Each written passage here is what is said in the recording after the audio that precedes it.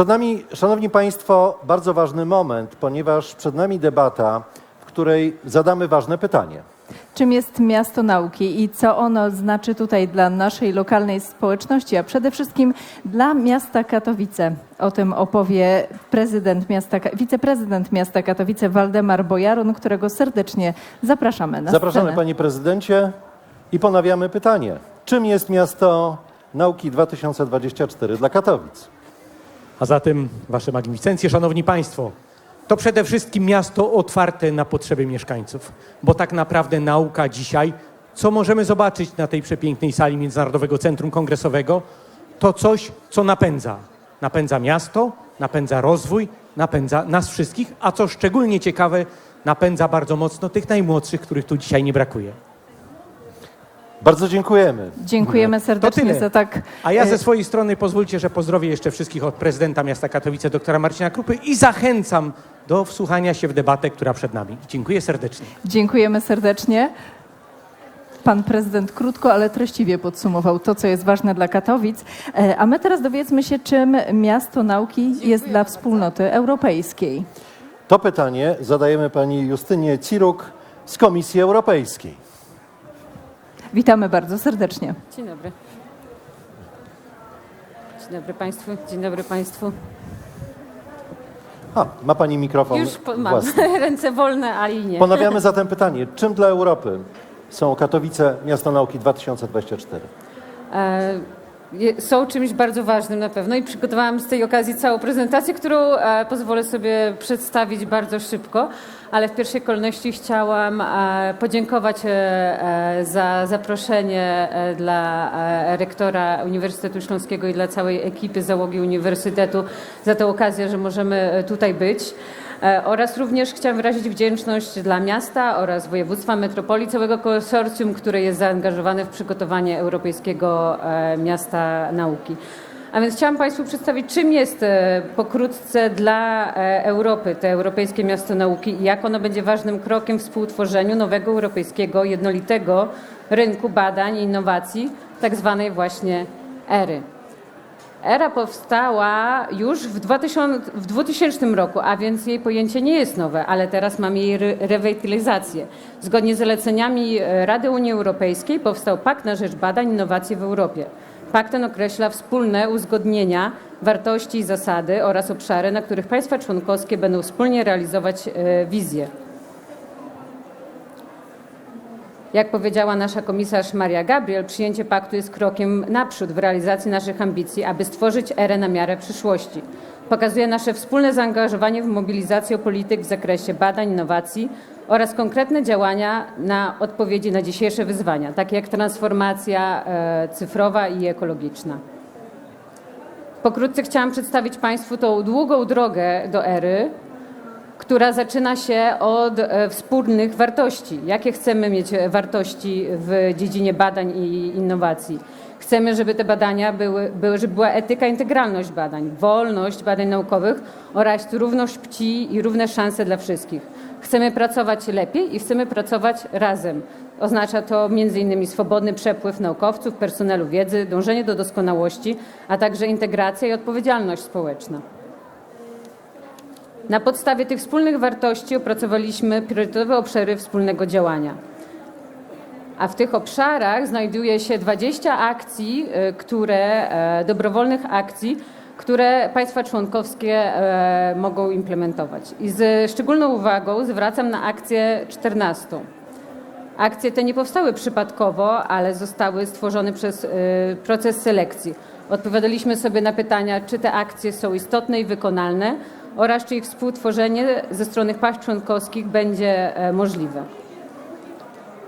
I tutaj jest nasza ulubiona akcja 14, w której jest właśnie Europejskie Miasto Nauki. Co oznacza to Europejskie Miasto Nauki? Chcemy, aby było one zwiększeniem współudziału społeczeństwa w świecie nauki, poprzez właśnie to Miasto Nauki. W tym roku miastem nauki po raz pierwszy była Leida w Holandii. W Lejdzie dużo się wydarzyło ważnych imprez, takich jak właśnie konkursy dla młodych naukowców, konferencja ESOF albo rok wydarzeń. Tutaj Państwo mogą zobaczyć pewne obrazki z tego, jak było właśnie na konferencji w ESO, gdzie mieliśmy replikę teleskopu Hubble'a. Było również 365 dni różnych na temat 365 naukowych badań związanych z naszym codziennym życiem. Był to również Rok Europejski Młodzieży. Dlaczego Unia Europejska postanowiła, żeby ten rok był młodzieży? Bo po pandemii chcemy podkreślić, że młodzież ma bardzo ważną rolę w przyszłości Europy. I właśnie dla młodzieży zostały zorganizowane konkursy dla młodych naukowców. To jest 33. edycja już była w Leiden. Oraz pierwszy konkurs EU Talenton dla młodych badaczy, który też został zorganizowany w Leiden. Co jest najważniejsze? Najważniejsze, co chcemy osiągnąć poprzez te Europejskie Miasto Nauki. Chcemy po pierwsze stworzyć miejsce, gdzie każdy, kto chce się podzielić swoją pasją, opinią, umiejętnościami i wiedzą z zakresu nauki, technologii, innowacji, sztuki, znajdzie dla siebie miejsce. Wspieramy wzajemne uczenie się, wspieramy zainteresowanie nauką młodych pokoleń. Chcemy europejskiej społeczności badawczej bez granic. Jest to okazja, by pokazać bogactwo i różnorodność europejskiego krajobrazu naukowego. Chcemy stworzyć model dla większej liczby europejskich miast i chcemy, aby każde miasto mogło pozostawić sobie spadek dla następnych europejskich miast nauki. Także raz jeszcze gratulujemy Katowicom utrzymania tytułu Europejskiego Miasta Nauki w 2024 i z niecierpliwością czekamy na dalsze wydarzenia. Dziękuję Państwu bardzo. Dziękujemy bardzo. Pani Justyna Ciruk, reprezentująca Komisję Europejską. Dziękuję. Dziękujemy za przybliżenie nam tej tematyki, a my zapraszamy Państwa do wysłuchania debaty. Debaty, w której wezmą udział, zapraszamy na scenę panią Annę Jedynek, wicemarszałek województwa śląskiego. Zapraszamy również profesora doktora habilitowanego Ryszarda Koziołka, dyrektora generalnego Śląskiego Festiwalu Nauki Katowice, jego magnificencję, rektora Uniwersytetu Śląskiego. Profesora doktora habilitowanego Grzegorza Hańderka, jego magnificencję, rektora Akademii Sztuk Pięknych w Katowicach.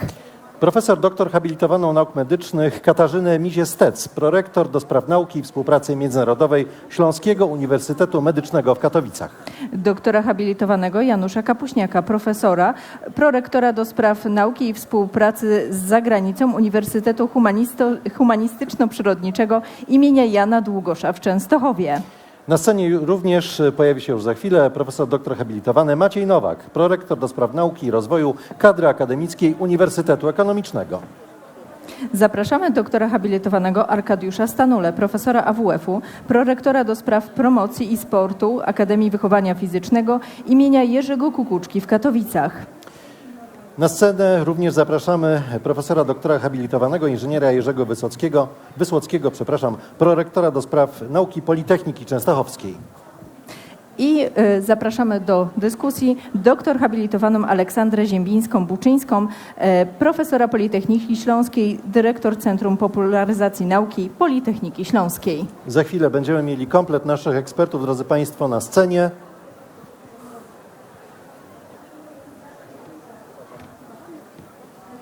Jeszcze profesor Ziembińska dołącza.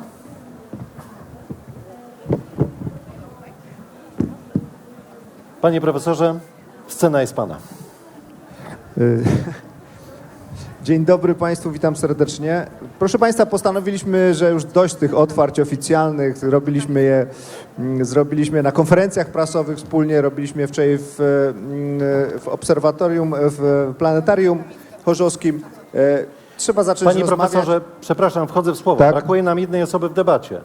Kwestia zdenerwowania na scenie. No właśnie, o kim... No, Pani Danuta Kamińska, wiceprzewodnicząca Zarządu Górnośląsko-Zagłębiowskiej Metropolii. Poproszę o brawa. Brawa, bardzo przepraszamy za przeoczenie. Równie ważny głos w dyskusji. tego głosu bym sobie nie podarował, bo liczę na znany entuzjazm. Witamy serdecznie. Last but not least.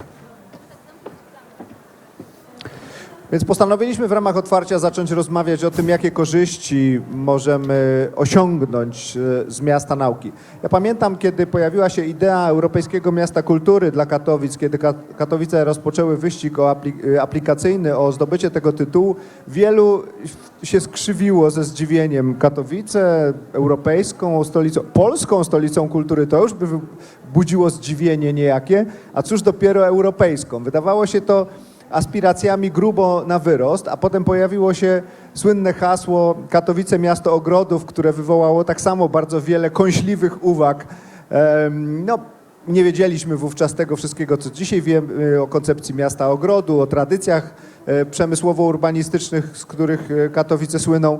Wiele nas to nauczyło, ale aplikacja Europejskie Miasto Kultury pokazało, że po pierwsze, że to jest możliwe, że obudziło niezwykłą inicjatywę, że zostawiło nam wiele trwałych elementów w krajobrazie Katowic i Śląska, wiele programów, wiele inicjatyw. Dzisiaj już nikt nie wątpi, że to była jedna z najlepszych decyzji. Mamy Europejskie Miasto Nauki. W 2024 roku Katowice będą gościć naukową Europę i Świat. Czas podejść do tego konkretnie i zapytać, czego możemy się spodziewać. Podzielimy te głosy zgodnie z instytucjami, które reprezentujemy. Będę namawiał was wszystkich, panie i panowie, do słynnego śląskiego, zagłębiowskiego, wojewódzko-śląskiego pragmatyzmu.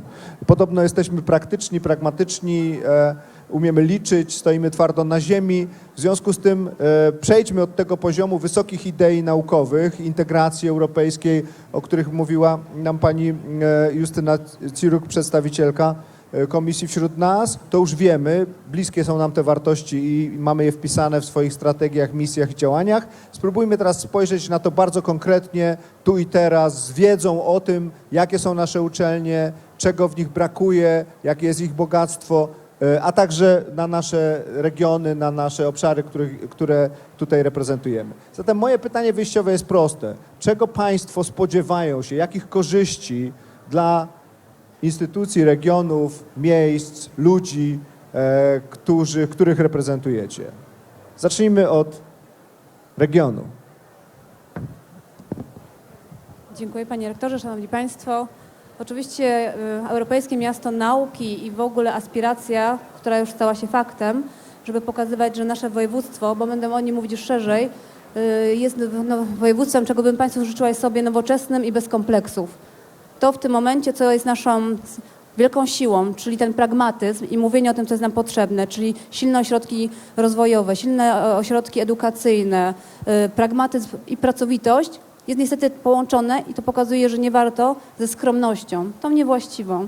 Mamy ogromną wiedzę, mamy wielkie specjalizacje na poziomie naszego województwa, mamy specjalizację inteligentną na poziomie regionalnej specjalizacji tutaj, innowacyjnej.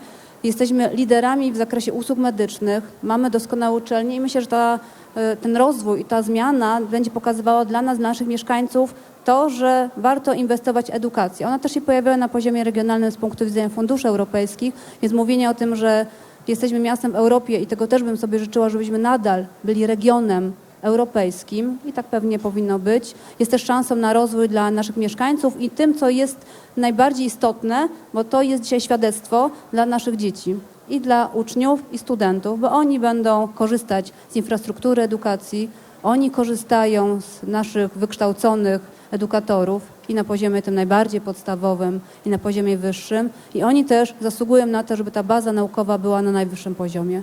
I myślę, że to, w jaki sposób też będzie w święcie, jakim jest otrzymanie i realizacja naszego Europejskiego Miasta Nauki, to jest właśnie zwieńczenie tego, jakim jesteśmy regionem, że jesteśmy regionem mądrym, nowoczesnym i bez kompleksów. Bardzo dziękuję. Jeśli mogę podać to pytanie do metropolii i poprosić o w jakimś sensie podjęcie go, ale ze względu na ten organizm specyficzny, który jest metropolia, tytuł należy do miasta, choć od początku wiemy, że on powinien promieniować na cały region, w tym na metropolię. Bardzo proszę. Tak, zgadza się. No jesteśmy dumni, że to Katowice stały się tą stolicą, będą tą stolicą nauki, choćby z tego względu, że tytuł Katowic staje się w metropolii właściwie Katowice niekwestionowanym liderem. To jest tak poza, że tak powiem, merytoryką.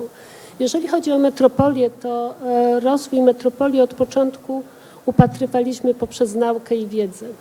Już na początku stworzyliśmy Metropolitalny Fundusz Wsparcia Nauki, żeby przyciągnąć światowej sławy naukowców, ale także rozszerzyliśmy teraz ten zakres, żeby finansować również badania, ale również zachęcać młodych ludzi do tego, żeby tu właśnie w naszych uczelniach studiowały i żeby widzieli tą przyszłość. Teraz lada moment uchwalimy naszą strategię długoterminową i to się fantastycznie składa z tego, ponieważ tak jak powiedziałam, widzimy, że tylko poprzez naukę możemy ten region podnieść żeby stał się konkurencyjny. Już właściwie od zaraz chcemy wspierać inicjatywę Metropolitalna Przestrzeń Akademicka, żeby stworzyć takie forum dyskusyjne, ale nie tylko, do tego, aby zbadać wszystkie dokonania naszych uczelni czy osiągnięcia i zderzyć z naszymi wyzwaniami, z wyzwaniami metropolii, żebyśmy mogli tą naszą metropolię wyciągnąć, żeby ona była konkurencyjna w Polsce i w świecie. Nauka generalnie teraz w dobie tego kryzysu, który mamy wszechobecnego i sytuacji za naszą granicą, myślę, że no właśnie nauka kreująca mądrość ludzką studentów, młodzieży jest jedynym sposobem na to, żeby nawet wyjść z tych kryzysów, żeby mądrze to zagospodarować, żeby dla naszych dzieci, dla naszych wnuków zostawić tutaj te nasze ojczyzny jako miejsce, gdzie chce się być, żyć, rozwijać i żebyśmy byli dumni z tego miejsca. Dziękuję. Bardzo dziękuję. Teraz chciałem, żebyśmy przeszli do naszych uczelni i spojrzeli na nie z perspektywy, po pierwsze tego, co o nich wiemy, a rektorzy wiedzą stosunkowo wiele na temat siły i słabości swoich uczelni. No i spróbowali sobie odpowiedzieć na pytanie, jakie korzyści z tego tytułu płyną dla nas konkretnie. W rankingach prowadzonych w świecie akademickim, a przynajmniej w rankingu perspektyw, bardzo istotnym kryterium, moim zdaniem zbyt istotnym, jest tak zwana kategoria prestiżu. Ona zajmuje bardzo poczesne miejsce w wyliczaniu pozycji uczelni. Z całą pewnością tytuł Europejskiego Miasta przysparza uczelniom, które są beneficjentami pośrednimi tego tytułu, prestiżu z pewnością. No ale nie sądzę, żeby tylko o prestiż chodziło. Zacznijmy od sztuki. Mówimy cały czas o nauce, ale właściwie powinniśmy za każdym razem dodawać do tego sztukę, ponieważ mamy dwie znakomite uczelnie artystyczne w regionie, czyli Akademię Sztuk Pięknych i Uniwersytet Muzyczny, Akademię Muzyczną w Katowicach. Czego spodziewasz się, Grzegorzu, dla siebie? W największym skrócie spodziewam się tego, że zwiększy się zapotrzebowanie na to, co robimy. To znaczy, wydaje mi się, że jakby nie wyzyskujemy jeszcze do tej pory dostatecznie dobrze tego, co sztuka może dać, prawda? Bo my mówimy tutaj jesteśmy w takiej fazie pokonywania takiego izolacjonizmu z każdej strony, prawda? My musimy jakby te nasze światy trochę rozszczelnić i trochę stworzyć takie pole przepływów między nimi. Wydaje mi się, że miejsce twórców, projektantów, artystów to jest miejsce na początku i na końcu tego procesu. Na początku, dlatego że to jest, sztuka ma taką możliwość, żeby wprowadzać, inspirować z jednej strony, ale też wprowadzać pewne tematy, często właśnie jakieś trudne, niewygodne tematy w przestrzeń publiczną i zawiązywać właśnie sojusze z naukowcami, z różnymi osobami, które mają moc decydowania o dalszym losie. Ale sztuka też ma tę możliwość, czy w ogóle twórczość, żeby dobrze komunikować to, co robimy. Prawda? To zresztą wczoraj się wydarzyło.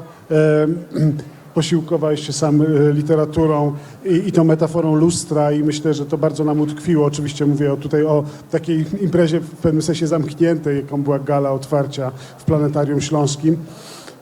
Więc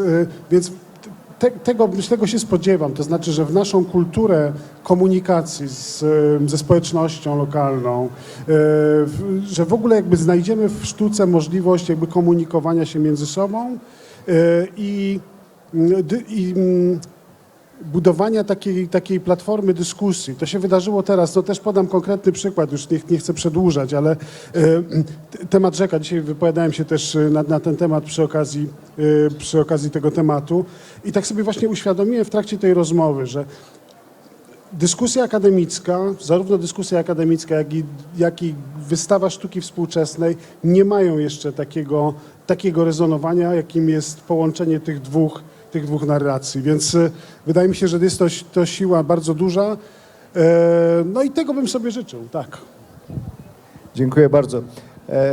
Mimo że za przygotowania programowe i aplikacje jest na pierwszym etapie odpowiedzialne przede wszystkim konsorcjum Miasto Nauki, konsorcjum akademickie, które obejmuje katowickie uczelnie publiczne, a przynajmniej te, które mają siedzibę w Katowicach, to od początku wiedzieliśmy, że to musi być wydarzenie, które sięga daleko poza miasto i poza metropolię, a więc obejmuje na pewno region.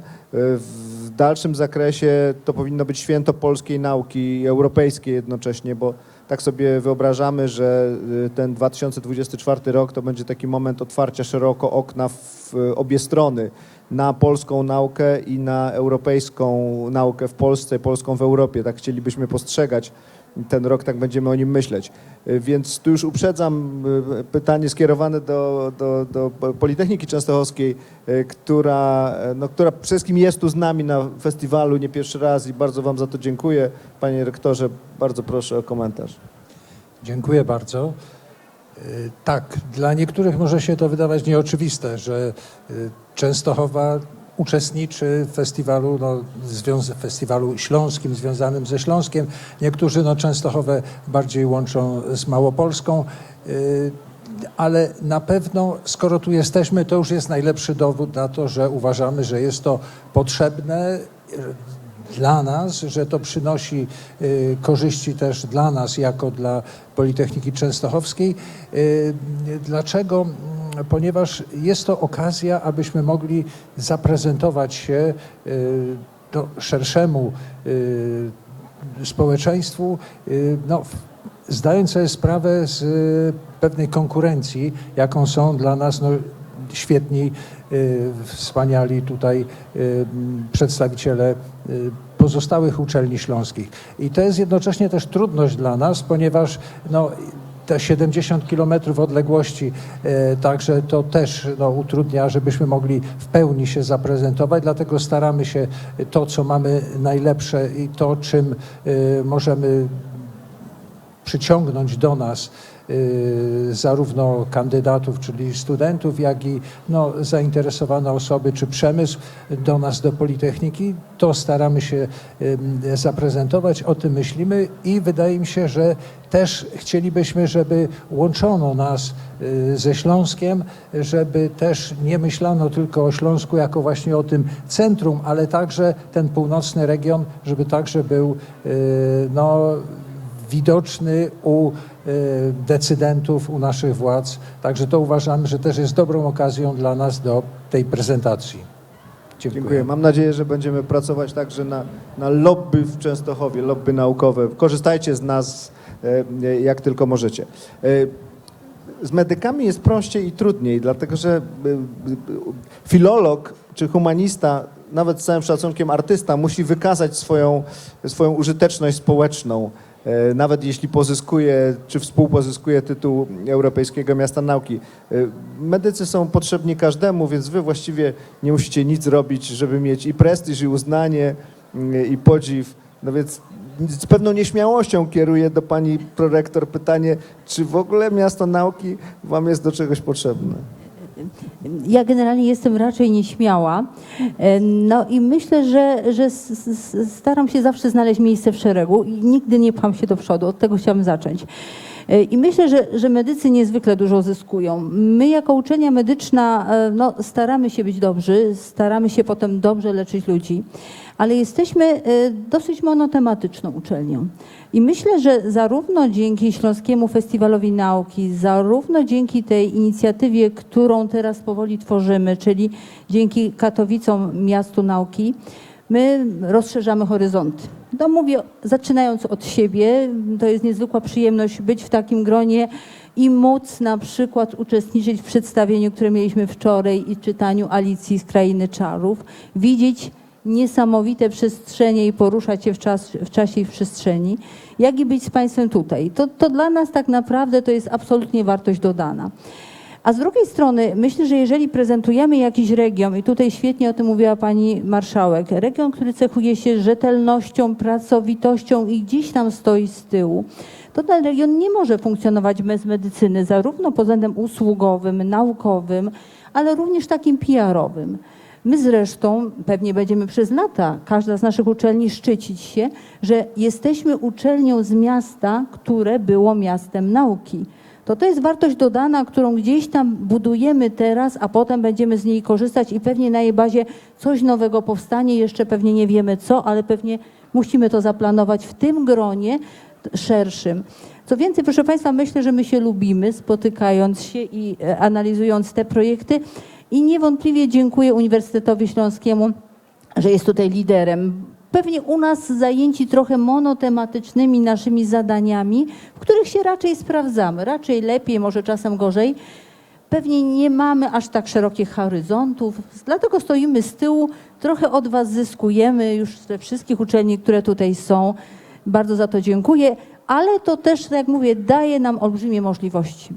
Erasmus+, możliwości szerokie, dydaktyczne, europejskie, pojawienie się w różnych gronach. Mówiliśmy wczoraj o tym, że proszę zobaczyć, odkrywając coś dla kosmosu, zyskujemy gdzieś tam na dole. Być może odkrywając coś w historii sztuki, zyskują też nasi pacjenci, lekarze. To taka analogia. Dziękuję bardzo. Jak mówiła moja świętej pamięci teściowa, trzeba z czego mieć być skromnym. Wracamy do Częstochowy. Panie rektorze, a może trzeba się skierować do Katowic bardziej. Może powinniśmy rozszerzyć konsorcjum i inkorporować obie znakomite uczelnie częstochowskie. Szanowni Państwo, mi jest i prościej, i trudniej, dlatego że jestem prorektorem, nie rektorem, więc nie mogę mówić jednocześnie o tym, co myśli moja szefowa. Natomiast mogę trochę elementów prywaty wprowadzić. To znaczy, ja jestem osobą urodzoną na Śląsku, jestem urodzony w Bytomiu, tu spędziłem znaczną część swojego życia. Więc ja jakoś nie odczuwam specjalnego dystansu pomiędzy Częstochową a Katowicami, na pewno. Te 70 kilometrów to w tych czasach żaden dystans, to tak jeżeli chodzi o same kilometry. Natomiast jaką my widzimy szansę? Kiedy ja opuszczałem Śląsk, tutaj Górny Śląsk, no nigdy nie myśleliśmy to, co mówił pan rektor, że to będzie miasto kultury, że to będzie miasto ogrodów, że to będzie teraz miasto nauki. Ja jeszcze je kojarzę z kopalniami, z szybami kopalni, hutami i nigdy tak nie myślałem, że nastąpi aż tak duża transformacja. Przenosząc to na nasze podwórko, kiedy przyjeżdżałem pracować w Częstochowie, byliśmy wyższą szkołą pedagogiczną. Też nie myślałem, że będziemy akademią, będziemy uniwersytetem przymiotnikowym, a lada moment, mam nadzieję, uniwersytetem klasycznym. Więc to, co wczoraj pan rektor powiedział, trzeba być pomysłowy, a ja bym dodał jeszcze, że trzeba być skuteczny. I w tym widzę po prostu szansę, żeby uczyć się od najlepszych, żeby stawać się jeszcze lepszymi. Bardzo dziękuję. Proszę Państwa, teraz z znamienną precyzją użyję słowa liczyć, ponieważ kieruję je do ekonomisty. Na co liczy Uniwersytet Ekonomiczny, jeśli chodzi o korzyści płynące z Europejskiego Miasta Nauki? Pan rektor Koziołek raczył zacząć od tego, że mają być odpowiedzi pragmatyczne. Ekonomiści z samej swojej natury są pragmatykami i starają się liczyć wszystko za i przeciw. Oczywiście tutaj jak do tej pory nie dostrzegamy żadnych przeciw. A jeśli chodzi o za, to widzimy rzeczywiście bardzo wiele korzyści i przede wszystkim zacząłbym od tego, że zbliżamy się do siebie nawzajem jako nasze uczelnie. Myśmy z Uniwersytetem Śląskim już przecież wiele wspólnych przedsięwzięć mieli, CINIBA jest tego najlepszym przykładem i pokazuje ona nawet takim drobnym kroku, jak wiele możemy osiągnąć wspólnie. I myślę, że jako uczelnia o profilu ekonomicznym aż prosi się, żebyśmy współpracowali i z Uniwersytetem Śląskim, i z Uniwersytetem Medycznym, i z Politechnikami. I to jest dla nas pierwszy punkt takiej korzyści, że zbliżamy się przy tej okazji do siebie i mamy okazję wspólnie coś razem zrobić, dlatego że do tej pory, no, mimo deklaracji, nie zawsze nam to wychodziło. Natomiast z drugiej strony trzeba popatrzeć też na Miasto Nauki jako wielkie przedsięwzięcie, w którym nie uczestniczymy przecież tylko my, tylko nasze środowiska. Będziemy mieli bardzo wielu gości, będziemy mieli bardzo wiele imprez i mamy nadzieję, że to pokaże również, jak fascynującą nauką jest ekonomia. Bo ekonomia, jak ja pamiętam, mógłbym wrócić do swoich młodych lat, kiedy rozpoczynałem edukację ekonomiczną, to wszyscy tak trochę z powątpiewaniem na mnie popatrzyli, cóż to ja wybrałem za studia. No tak się składa, że na szczęście, że to się zmieniło. Widzimy, jakie znaczenie ma ekonomia, mają finanse, ma zarządzanie i to w dzisiejszych czasach to widać aż naocznie, prawda? I myślę, że to dla nas, jako dla ekonomistów, jest też okazja do pokazania całej naszej lokalnej, ale międzynarodowej również społeczności, że również tutaj w Katowicach możemy prowadzić badania na bardzo wysokim poziomie, na poziomie takim, który jest postrzegany jako wysoki poziom światowy i im więcej będziemy razem współpracować, tym więcej będziemy mieli okazji do tego, żeby to udowodnić. Dziękuję. Politechnika Śląska, niezwykle ważny partner całego przedsięwzięcia, a jednocześnie ciekawy ze wszech miar, nie tylko ze względu na obszar, który ma u siebie, obszar nauk, obszar dyscyplin, ale także ze względu, że dzieli ze sobą region swoimi siedzibami. Jesteście razem z nami w Katowicach, a zarazem wasza główna siedziba jest w Gliwicach, więc wasz metropolitarny charakter dodatkowo koresponduje z tym, o czym była mowa wcześniej. Na dodatek jesteście jeszcze uczelnią badawczą, więc można powiedzieć, że już macie ten splendor, którego wam konstruktywnie zazdrościmy. Czego wam jeszcze trzeba i czy Europejskie Miasto Nauki może to przynieść? Myślę, że przede wszystkim tak, Politechnika Śląska przez to, że jest tak podzielona, jednocześnie jest wszędzie i faktycznie staramy się tutaj też na Śląskim Festiwalu pojawiać się w różnych tematach, bo jesteśmy bardzo różnorodni pod względem naukowym.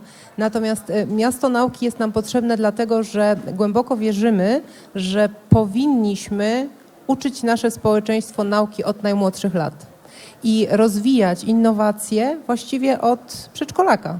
Ja sama osobiście mam takie przeświadczenie, że żeby stworzyć społeczeństwo oparte na wiedzy, trzeba patrzeć nie 5 czy 10 lat w przyszłość, ale tak jak Japończycy co najmniej 100. W związku z czym myślę, że takie podejście podziela nasza władza rektorska, nasi panowie rektorzy i oni też zdają sobie sprawę z tego, że żeby mieć dobrego kandydata na studia, my musimy go od najmłodszych lat wychować na człowieka krytycznie myślącego, takiego, który potrafi znaleźć się w nowoczesnym, bardzo technicznym świecie, a współpraca z takimi uczelniami jak państwo i z takimi jednostkami tutaj samorządowymi w metropolii, w mieście daje nam ogromne możliwości, bo my tak naprawdę wtedy jesteśmy jeszcze bardziej interdyscyplinarni i dajemy jeszcze więcej możliwości właściwie od najmłodszych lat. Bardzo dziękuję. I Akademia Wychowania Fizycznego, ci to już się nikogo nie boją, nie daj, że mają to jeszcze żadnej konkurencji w regionie, więc co my, Europa, możemy wam dać? Dziękuję bardzo. Proszę Państwa, tak mogę do sportu troszkę nawiązać i do jego historii. Otóż w starożytności ukuły się takie 3 słowa: citius, altius, fortius, czyli szybciej, wyżej, dalej. I ludzie od zawsze poszukiwali rozwiązań, dzięki którym mogli właśnie szybciej biegać, szybciej pływać, poruszać się, skakać, dalej rzucać. To się im przydawało w takim życiu codziennym, kiedy musieli zdobywać pokarm, niestety czasami w konfliktach zbrojnych, no ale najczęściej podczas różnego rodzaju rywalizacji. aż doszło do takiego poziomu, że ludzie zorientowali się, że nie są w stanie szybciej dalej skakać, biegać, rzucać.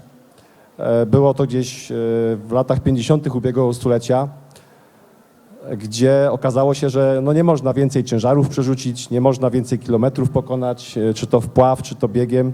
I zaczęto poszukiwać różnych rozwiązań systemowych. Zaczęto rozglądać się za jakimiś mądrzejszymi sposobami usprawnienia siebie samego. Stąd też było takie się otwarcie na różne interdyscyplinarne nauki, dzięki współgraniu których można było znacznie na wyższy poziom podnosić swoją sprawność, wydajność, efektywność. I ja myślę, że my tak samo jako Akademia Wychowania Fizycznego jesteśmy w tym miejscu, gdzie wespół, jako 7 tych podmiotów z województwa śląskiego, chociaż małym trybikiem, to tak naprawdę razem jesteśmy dużym łożyskiem, czy dużym takim trybem. I to jest dla nas najważniejsze, chociażby dlatego, że tutaj mogę reprezentować swoją uczelnię, mamy swoje różne stoiska, dzięki którym mogą nas tutaj goście rozpoznawać. Także to jest dla nas taka bardzo duża wartość dodana bycia w konsorcjum i w tej Europejskim Mieście Nauki. Dziękuję bardzo. Bardzo Wam dziękuję. Tak zbierając Wasze uwagi, próbując znaleźć w tym wspólny mianownik, ja bym powiedział, że te nasze korzyści i sam ten tytuł jest argumentem, który można używać i używamy go w rozmaitych dyskusjach, negocjacjach, aplikacjach o uznanie wagi nauki, dobrej edukacji w regionie, w Polsce, w Europie. Jest dowodem zaufania, jakim obdarzyła nas organizacja Euroscience, Komisja Europejska, widząc przecież w Katowicach i w naszych uczelniach regionu nie najmocniejszy ośrodek akademicki w Europie, czy nawet w Polsce, prawda? Jesteśmy solidnym, mocnym organizmem akademickim, ale jesteśmy aspirantami, walczymy o to miejsce czołowe. Więc nie to zadecydowało. Gdyby chodziło wyłącznie o aspekt ilościowy, punktacyjny, liczba noblistów, no to przecież wiadomo, że nie to zadecydowało. Zadecydowało to, że potrafimy ze sobą współpracować, że jesteśmy różnorodni, że wytwarzamy nową jakość, tworząc konsorcjum, organizując ten festiwal i przede wszystkim, że znaleźliśmy, jak sądzę, połączenie między unikalnością regionu, jego odrębnością, jego tradycją, jego związkiem pracy, przemysłu z kształceniem i badaniami i perspektywą europejską, w której w jakimś sensie te procesy, które zachodzą w naszym regionie, są procesami uniwersalnymi. Cały świat zachodni przechodził drogę od przemysłu ciężkiego do przemysłu innowacyjnego, do zielonej gospodarki i nigdzie się to nie udało, nigdzie by się to nie udało bez silnego wpływu nauki i zaawansowanego kształcenia. I my w jakimś sensie tę drogę powtarzamy, a zarazem nie da się jej powtórzyć. Tak jak polska transformacja od systemu komunistycznego do demokratycznego i rynkowego była możliwa w specyficznym modelu, który został wypracowany u nas, tak i ten rodzaj transformacji, której podlega, która toczy się w naszym regionie, on tyleż ma znamiona uniwersalne, co odrębne, specyficzne dla naszej tradycji, dla naszej kultury, dla naszej rzeczywistości. I ten sposób opowiedzenia roli nauki w budowaniu lepszej przyszłości regionu moim zdaniem okazał się decydujący dla zarówno Euroscience, jak i Komisji Europejskiej, a szczegółowym, ważnym dowodem pokazującym też korzyści są choćby programy województwa, programy afiliowane, wspierane przez Urząd Marszałkowski, które będą finansowane, mam nadzieję, już na pewno w ramach funduszy spójnościowych. Niedługo pewnie się dowiemy, trzymamy kciuki.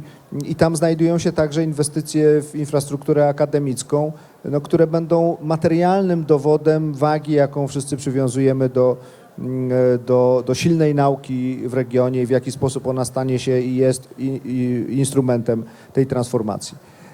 Jest wreszcie coś niematerialnego, co za chwilę, mam nadzieję, będziemy reprezentować. Otóż wszyscy tu mówią, a w każdym razie wielu mówi, że panuje dobry duch. Dobry duch. Czyli dobra energia, dobra aura, wytwarzana przez wszystkich, którzy są gośćmi festiwalu. Spodziewam się, że przez nas też. Czyli wierzymy w to, że przedsięwzięcia, które podejmujemy, emanują dobrą energią. Na dowód tego przeprowadzimy eksperyment z udziałem nas wszystkich. Wydaje się, że tam już jest wszystko przygotowane, tak? Jest przygotowane? Jest? Jeszcze nie, jeszcze chwilę. Ekipa naukowa nam buduje stanowisko eksperymentalne, a my zebrani tutaj dowiedziemy naszej przydatności do wykonywania tej profesji lub też wspierania tej profesji. Zaraz Państwo zobaczą, czy my się do czegoś nadajemy.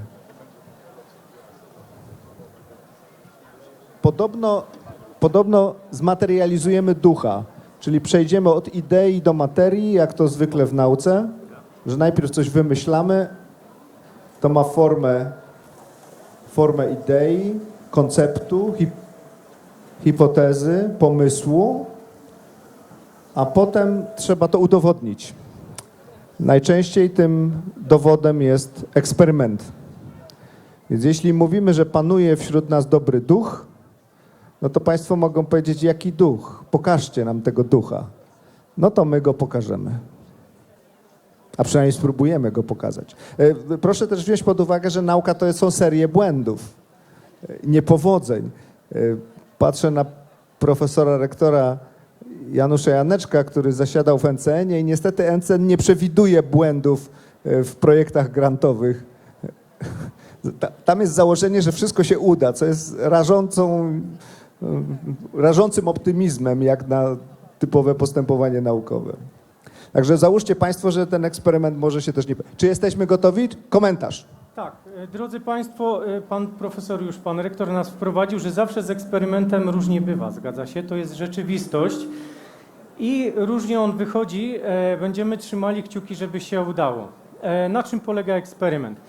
W beczce, która znajduje się na dole, mamy kilka litrów ciekłego azotu.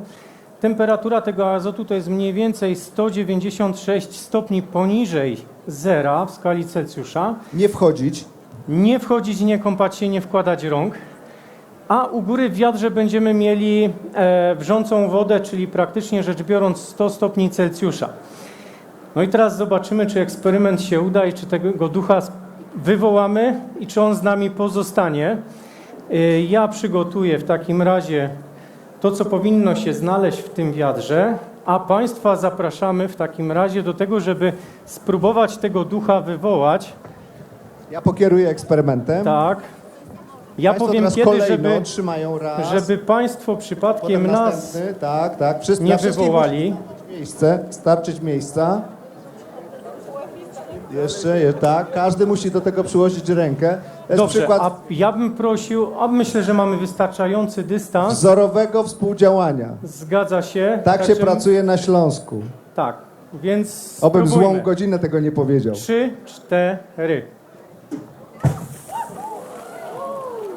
Także, drodzy Państwo, mamy nadzieję, że ten Duch z nami pozostanie z miastem nauki, pozostanie z festiwalem. Prosiłbym tylko, aby nie dotykać tego, co się rozlewa po ziemi, ponieważ temperatura jest dość niska, żeby się nikt nie oparzył. Bardzo dziękuję ekipie eksperymentatorskiej, bardzo dziękuję wszystkim uczestnikom eksperymentu. Oby ze wszystkim nam się tak udało. Dziękuję.